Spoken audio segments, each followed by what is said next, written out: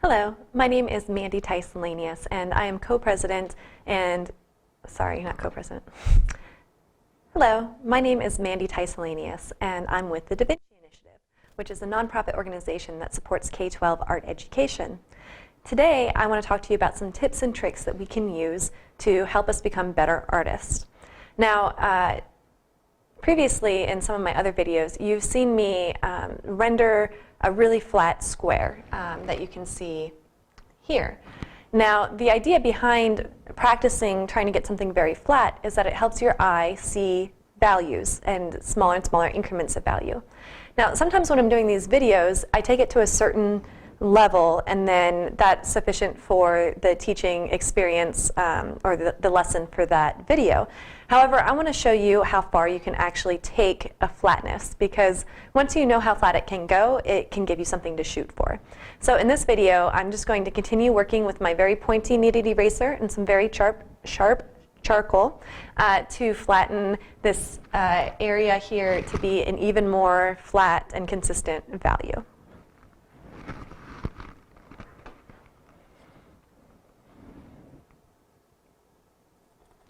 So I'm going to start the same way I did before. I'm going to look for light bits and fill them in with dark charcoal, and I'm going to look for dark bits and lift them with my eraser.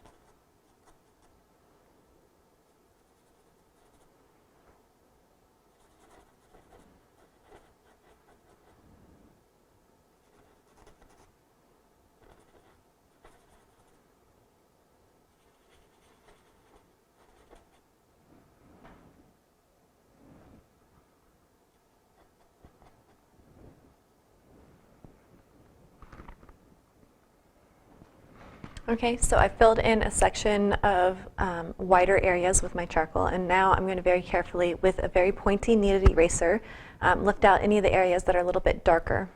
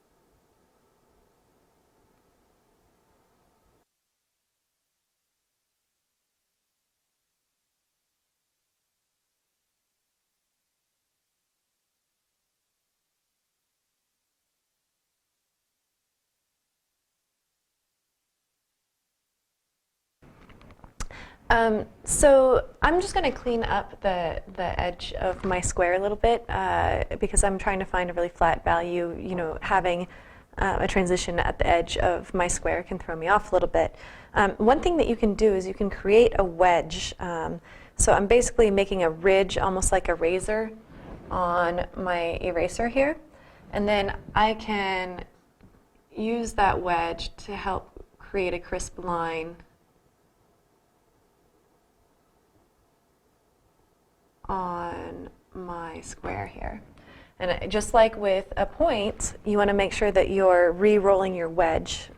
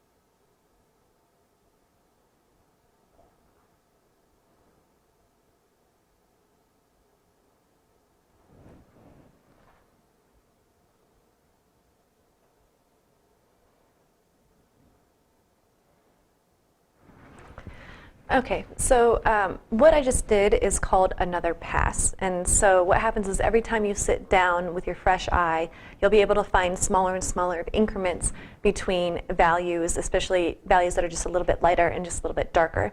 So you can compare where it is now with the beginning of this episode and see that we have done another pass, that we've gotten it closer to a flatness. So we can continue this process. You know, there are some ateliers where the complete texture of the paper is compensated for in the rendering at a really, really fine level. So, you know, doing passes, I always recommend doing 2 or 3 passes, especially when you're new to it, because your eye will get so much better, so much more quickly if you practice finding light and dark values and evening them out. Okay, so that will be it for this tips and tricks video. I look forward to seeing you in the next one.